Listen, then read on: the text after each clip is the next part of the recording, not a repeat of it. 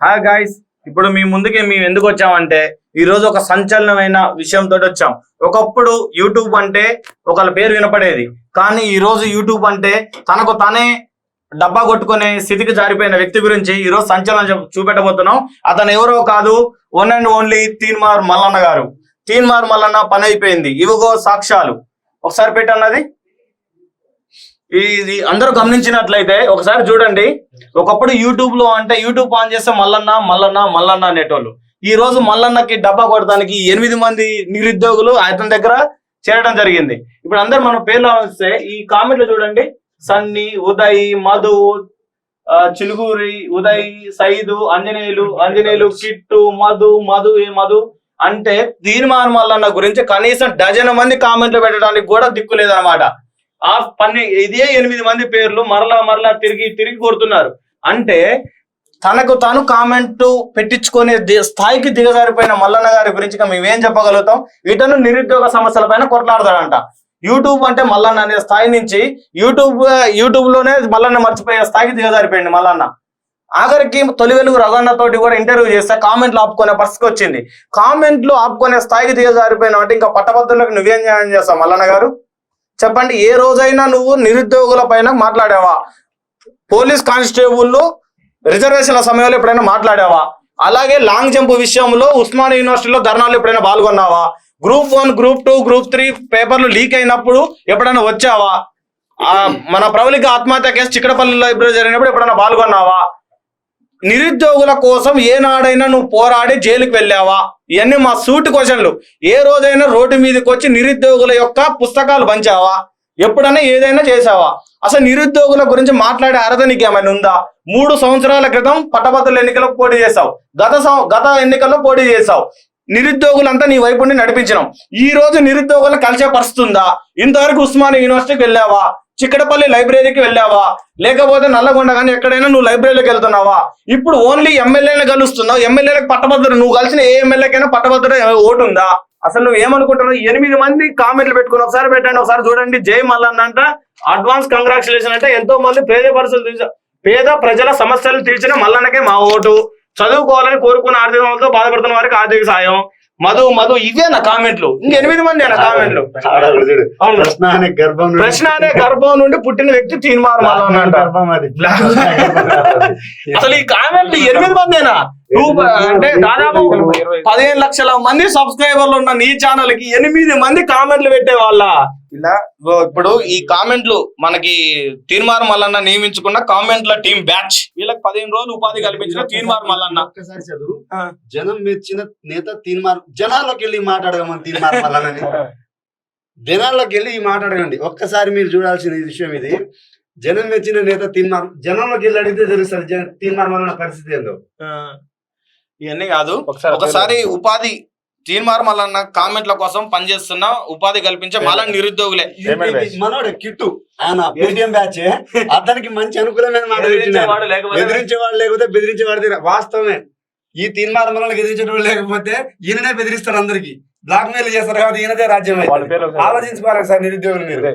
ఉదయ్, కందుకూరి దీపిక, మనోజు, అంజనేయులు, గణేష్, శ్రీకర్, సాత్విక, బంటు, సాగరు, Rohit, user Bunny, user సిజీ, Sai Teja, Chilukuri day, Manju, Sivamani Reddy, Vishnu Reddy, ఈ 17 మంది మాత్రమే పేటిఎం ఎవ్రీ కామెంట్ కి 5 రూపీస్ లెక్క నియమించుకున్న వ్యక్తి. ఎవ్రీ కామెంట్ వీళ్ళు చూడండి, నేను చదివిన పేర్లు మాత్రమే అన్ని కామెంట్ల కింద డబల్ మాత్రమే ఉంటాయి. ఇంతకు మించి ఏమైనా ఉంటాయా? తెలంగాణలో ప్రశ్నించే గొంతుక నేను అనుకోని చెప్పి నేను కాంగ్రెస్ పార్టీ, చచ్చిపోయిన కాంగ్రెస్ పార్టీని లేపుకొచ్చినన్న నీ గురించి నీకు పెట్టుకోవడానికి 17 మంది మాత్రమే మిగిలారు మల్లన్న. ఇంత దౌర్భాగ్యం ఉంటుందా? ఇప్పుడు మేము కూడా పెట్టాలంటే ఎన్నో పెడతాం. భువనగిరి రాసలీలన్నీ ఉన్నాయి, లేకపోతే ఎవరెవరో డబ్బులు ఇచ్చారని ఆడియో రికార్డులన్నీ మాకు పంపుతున్నారు. మీరు కష్టపడి కొట్లాడుతున్నారు, మిమ్మల్ని మోసం చేసిండు, ఈ ఆడియో రికార్డులు వాడుకోండి, ఈ వీడియో రికార్డులు వాడుకోండి అని అంటున్నారు. మేము అలాంటి వ్యక్తులం ఏం కాదు. మేము ఓన్లీ మా ఓట్ల ప్రకారం రాజకీయంగా ఓన్లీ పట్టభద్రులు ఎన్నికలు కాబట్టి ఈ విధంగానే వెళ్ళాలనుకుంటున్నాం. మేము ఎవరి గురించి బహిర్గత ఆడియోలు కానీ వీడియోలు కానీ పర్సనల్ జోలికి వెళ్ళదలుచుకోలేదు కాబట్టి మేము ఎప్పుడు ఎవరి గురించి మాట్లాడటం లేదు. మేము పెట్టాలంటే మాకు 100 ఆడియో రికార్డులు పంపుతారు, 100 వీడియోలు పంపుతున్నారు. నీ అమ్మటి 2021లో పాదయాత్ర చేసిన వాళ్ళు ప్రతి ఒక్కరు మాకు ఇన్ఫర్మేషన్ ఇస్తారు. అబ్బా మేము ఏ రోజు మాట్లాడలేదు. కానీ అసలుకి ఈ కామెంట్లు 8 మందినే పెట్టుకుంటున్నాం అంటే మాకు బాధ అనిపిస్తుంది. ఇది చూడాలి, నిరుద్యోగులకు అన్యాయం జరిగిన ప్రతిసారి మల్లన్న వారి పక్షాన గొంతెత్తి ప్రభుత్వానికి విన్నవించాడు. నాలుగు పెట్టిన చూడు, అసలు కామెంట్లు చూడు, ఎన్ని కామెంట్లు చూడండి. ఒక్కసారి మీరందరూ గమనించవలసిన విషయం ఏంటంటే అన్ని కామెంట్లకు మేము చదివిన పేర్లతో సహా ఒక్కొక్కరు 5-6 కామెంట్లు పెడుతున్నారు తప్ప వీళ్ళకి అసలు ఎవరికి తెలియదు పాపం. వీళ్ళని బలి చేస్తారు, లాస్ట్ కి వీళ్ళు బలైపోతారు. వీళ్ళు కూడా నిరుద్యోగులు కానీ ఉపాధి కోసం కామెంట్లు పెడతారు. ప్రతి కామెంట్ కి 5 రూపాయలు లెక్క ఫిక్స్ చేశారని మాకు తెలిసింది. దయచేసి ఇలాంటి బ్యాడ్ కామెంట్లు పెట్టి మీ జీవితాలు మీరు ఆగం చేసుకోకండి. ఎందుకంటే మీ గురించి ప్రశ్నించే గొంతుకు మరొకటి ఉండదు. మీకు జాబులు రావాలన్నా రేపు జాబుల గురించి, పట్టభద్రుల గురించి, ఉద్యోగాల గురించి, ఉద్యోగ నోటిఫికేషన్ల గురించి అవగాహన ఉన్న వ్యక్తి శాసన మండలిలో ఉంటే మాత్రమే మీకు ఉద్యోగాలు వస్తాయి. మిమ్మల్ని 10 రోజులు వాడుకొని బయటికి పంపించేస్తారు తప్ప మీకు ఉద్యోగాలు రావాలంటే ఉద్యోగాల గురించి, అందులో ఉన్న జీవాల గురించి, తలెత్తే సమస్యల గురించి, నోటిఫికేషన్ల మధ్య గ్యాప్ల గురించి, అందులో సిలబస్ల గురించి, అందులో శారీరక దృఢత్వాల గురించి ఎలాంటివి ఉండాలి, రిజర్వేషన్లు ఎలాంటివి ఉండాలి, అన్నిటి మీద సంపూర్ణ అవగాహన ఉన్న వ్యక్తి మాత్రమే మన శాసన మండలిలో మనం పంపగలిగితే 2 లక్షల ఉద్యోగాలు నింపగలుగుతాయి. ప్రతి ఒక్క విద్యార్థికి న్యాయం జరుగుతుంది. అంతే తప్ప పేటీఎం బ్యాచ్ లాగా కామెంట్లు పెట్టి వీళ్ళే కామెంట్లు పెడితే మాకు చాలా బాధ అనిపిస్తుంది. వలన ఒకప్పుడు నిన్నే మేము దేవుడు గారిని కొలిచినాం, కానీ ఈ రోజు ఈ 10 మంది నీ కోసం కామెంట్లు పెడుతున్నారు అంటే లాస్ట్ కి యావత్ తెలంగాణ నీకు మిగిలింది ఈ 10 మంది మాత్రమే. తీర్మానం మల్లన్న గారికి నేను సూటిగా ఒక ప్రశ్న అడుగుతున్నా. మీరు ఏనాడైనా నిరుద్యోగుల తరఫున కొట్లాడారా? మీరు ఏనాడైనా మీ న్యూస్ ఛానల్లో కాళేశ్వరం ప్రాజెక్టు, మన లిక్కర్ స్కాము, మన కేసీఆర్ కుటుంబ పాలన కొనసాగుతుంది అని వీళ్ళ గురించి మాత్రమే నెగిటివ్ తీసుకొచ్చారు, కానీ ఏ రోజైనా నిరుద్యోగుల తరఫున రోడ్డుపైకి వచ్చి కొట్లాడారా?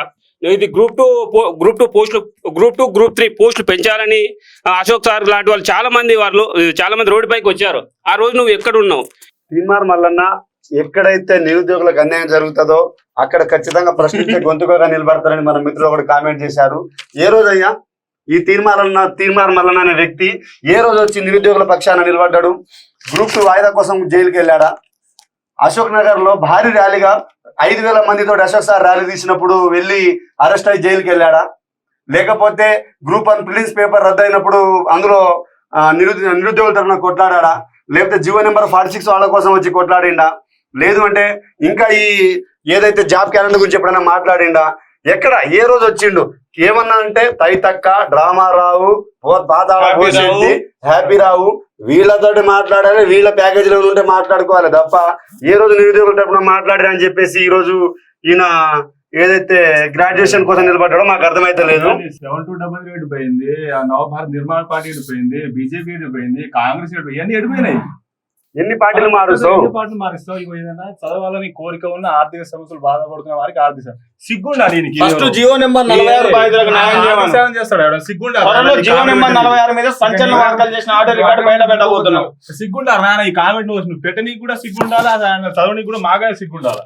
ఆర్థిక సమస్యలతో బాధ అయితే విద్యా వైద్యాన్ని ఉచితంగా అందించమను, కొట్లాడమను ఈ విషయం మీద, ఉచిత విద్య మీద కొట్లాడమను తీర్మానం మల్లన్నని. 7288 పోయింది, బీజేపీ పోయింది, కాంగ్రెస్ అన్ని పోయినాయి. ఒకటి సూటి ప్రశ్న మేము అడిగేది, నిరుద్యోగుల తరపున కొట్లాడి జైలుకి వెళ్ళిన ఒక్క కేసు నీ మీద ఉందా? ఒక కేసు. తెలంగాణ సమాజానికి పట్టభద్రుల్లో ఎన్నికల్లో ఓటైపోతున్న ఉమ్మడి నల్లగొండ, ఖమ్మం, వరంగల్ జిల్లా విద్యార్థులు, నిరుద్యోగులు, ఉద్యోగస్తులు అందరూ ఆలోచించవలసిన విషయం ఏంటంటే ఉద్యోగుల కోసం గాని నిరుద్యోగుల కోసం గాని ఏనాడైనా తీన్మార్ మల్లన్న జైలుకి వెళ్ళిండా? Straight question. నిరుద్యోగుల కోసం వెళ్ళిండా? వీళ్ళ కోసం కేసు వెళ్ళిండంటే మీరు అందరూ ఓట్లేయండి. నిరుద్యోగుల కోసం జైలుకి వెళ్ళిన వ్యక్తి అశోక్ సార్.